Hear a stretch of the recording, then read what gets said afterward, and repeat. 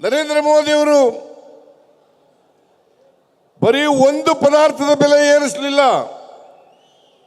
Petrol, diesel, gas, ಚಿನ್ನ, ಬೆಳ್ಳಿ, ಕಬ್ಬಣ, ಸಿಮೆಂಟು, ಅಗತ್ಯ ವಸ್ತುಗಳು, ಅಕ್ಕಿ, ಗೋಧಿ, ಬೇಳೆ,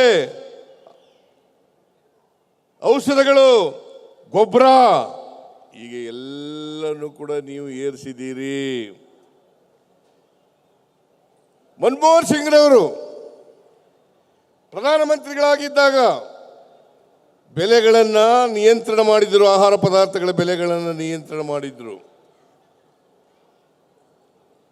ಆದರೆ ಇವರು ನರೇಂದ್ರ ಮೋದಿ ಅವರು ಪ್ರಧಾನಮಂತ್ರಿ ಆದ ಮೇಲೆ, ಒಳ್ಳೆಯ ದಿನಗಳನ್ನು ಬರ್ತವೆ ಅಂತ ಹೇಳಿದ ಮೇಲೆ ಎಲ್ಲ ಪದಾರ್ಥಗಳ ಬೆಲೆಗಳನ್ನು ಏರಿಸಿದ್ರು.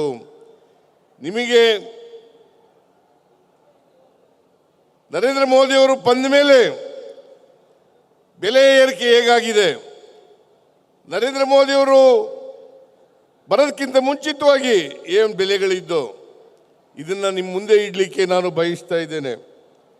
ಚಿನ್ನ, 10 ಗ್ರಾಮ್ ಚಿನ್ನಕ್ಕೆ ಅವತ್ತು 28,000 ರೂಪಾಯಿ ಇತ್ತು.